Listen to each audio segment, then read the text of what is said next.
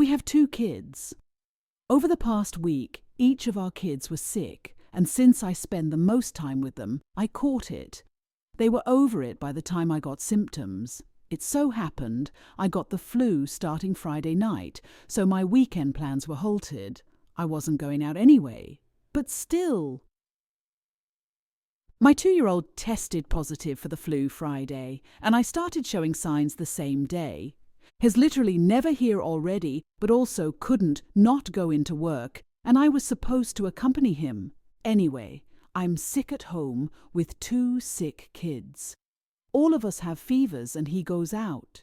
Yes, it's his job, but still. 10 o'clock I sent a text saying I would be asleep by 12. So, Happy New Year. I got a reply. Someone called me and woke me up at almost 1. I texted him to make sure he was okay. Then dozed off. Ended up calling him around 3 a.m. to check on him, and he claimed he was following my sister-in-law home. 5 comes around. I ask if he's okay. He claims irritation. At 6:30, I text a bunch of question marks because he hasn't answered my last message. He said he was too drunk and had to chill for a bit before driving.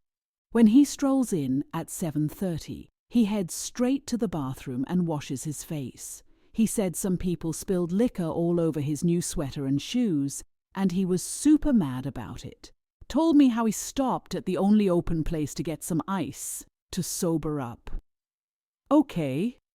When he went to sleep, I smelled his shirt. It was dry and it didn't smell anything like alcohol. In fact, the bottom smelled like vagina shrugs and his shoes were squeaky clean. So I woke him up.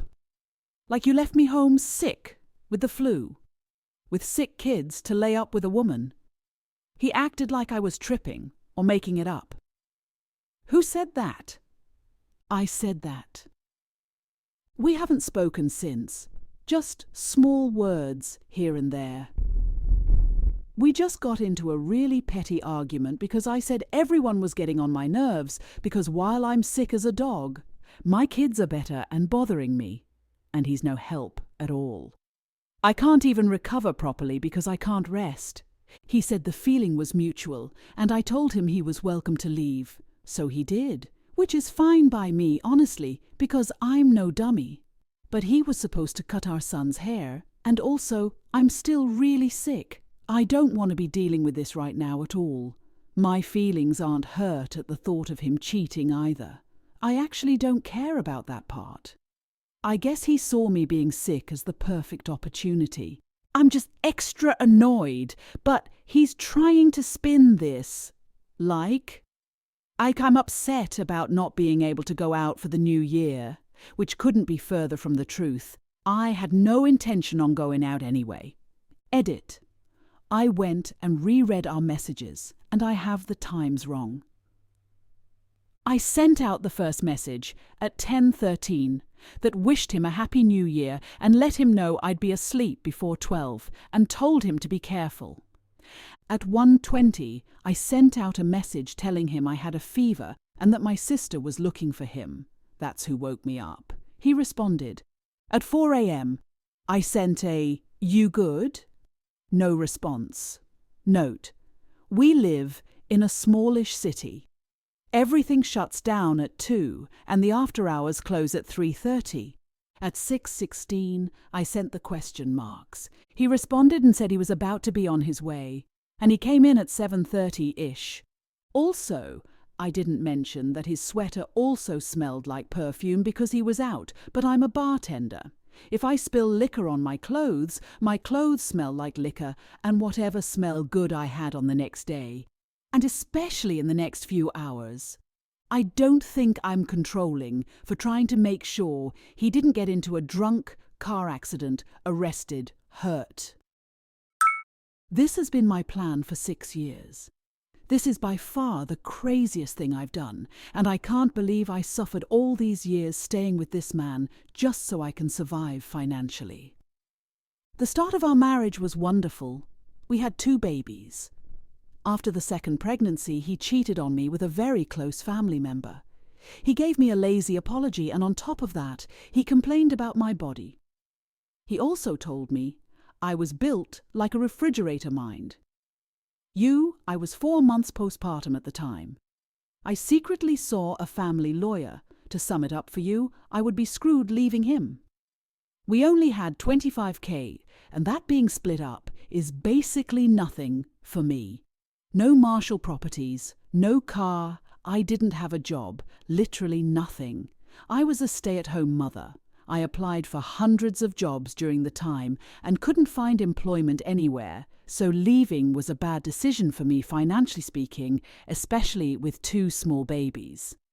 Also, alimony and child support wasn't going to be enough for me to live off of or survive with 2 babies with. So I let him believe that I forgave him, and I continued being his wife.